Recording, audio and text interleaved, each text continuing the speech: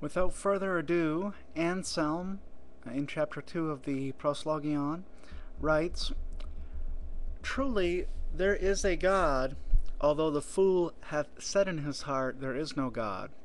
And so, Lord, do thou, who dost give understanding to faith, give me, so far as thou knowest it to be profitable, to understand that thou art as we believe, and that thou art that which we believe.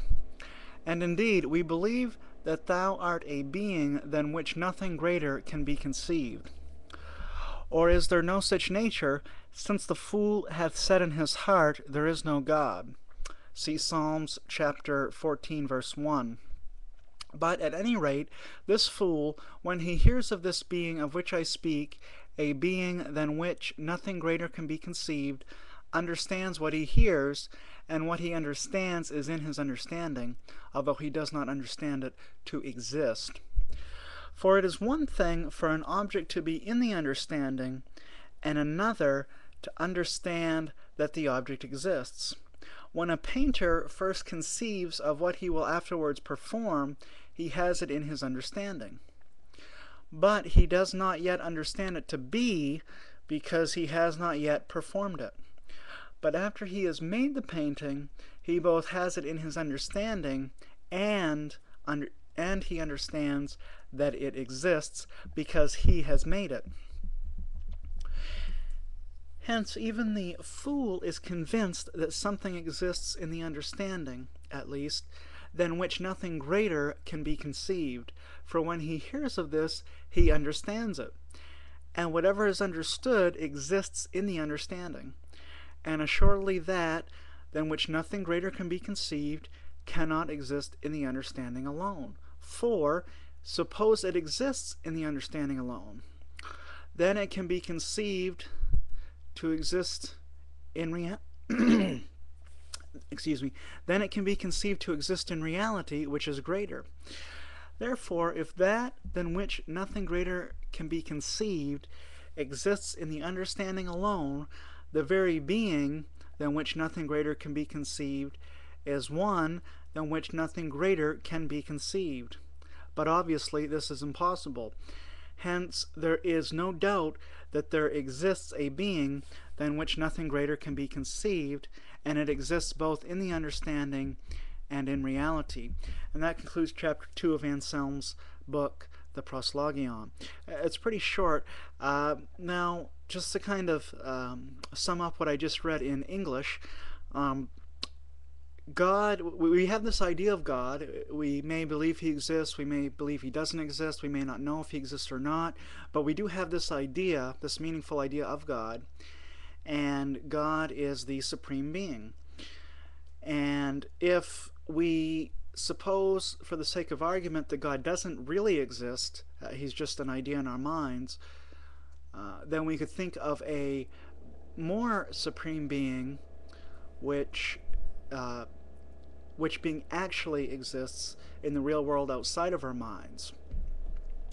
But if God is already the supreme being, we can't go beyond the supreme.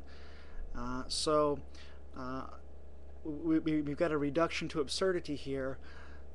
So God must, we assume that God doesn't exist, and that leads to absurdity. So therefore God must exist. Okay, now there are two main popular objections to this argument which I'd like to look at briefly. The first popular objection is that the ontological argument is, quote, just word games, unquote.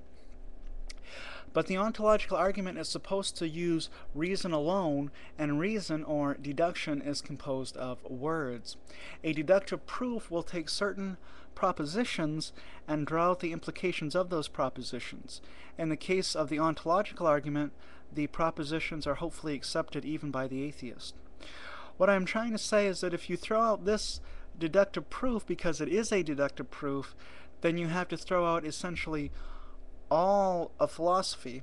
For all of philosophy is primarily on the basis of deductive proof, and would be just a word game if that's what deductive proof is. But not just philosophy would have to be thrown out, for all of mathematics would fall by the wayside as well. And if mathematics goes, so doesn't physics, which is based in large part upon mathematics. No, deductive proofs are one established method of gaining knowledge, and they're also the primary epistemological tool of philosophy, mathematics, and some of science, much of science. So this objection about it's a deductive proof, so it's just a word game, fails. The ontological argument claims to be a valid argument. If you reject its conclusion that God exists, that God must exist, you must show which premise is false or where the non sequitur comes in. So if you just say, well, it's just a word game because you arbitrarily reject this word game, you have to reject all word games, so-called, including all of philosophy, all of mathematics, well, almost all of philosophy, all of mathematics, and much of physics would collapse. So you don't want to go down that route. The second popular objection is that one can't define things into being. But this objection misunderstands what the ontological argument is trying to say. Well, it follows undeniably from the essence of a supreme being. What follows undeniably from the essence of a supreme being? Necessary existence is what follows, undeniably. And that which exists necessarily, by definition, cannot fail to exist. So entities in general don't exist by their very essence, and that's quite true. You couldn't define a unicorn into existence, for example, because it's not the essence of a unicorn to exist. A unicorn is a contingent and possible being. It's possible because it's not contradictory, but it's contingent. It depends upon having unicorn parents or something, and we don't have those in the real world, but it's still a possible being. But part of its definition is not that it does have necessary existence. That's the difference. Okay, so that which exists necessarily by definition cannot fail to exist. So entities in general don't exist by their very essence. But if an entity does have the essence of necessary existence, then it must exist, and it will exist. It does exist. It is impossible for there to be a Euclidean triangle that doesn't have two right angles. That's part of the essence of a triangle. You add up the three interior angles, and they add up to 180 degrees. Likewise, it is impossible for a supreme being to lack being, for being is part of its essence by very definition, his essence by very definition. In other words, the second popular objection fails. So a triangle, by definition, has to have two right angles. A supreme being, by definition, has to have necessary existence. If you have necessary existence, then you actually exist. Therefore, God exists, and he must exist. Okay, so that's just a brief look at Anselm and his ontological argument.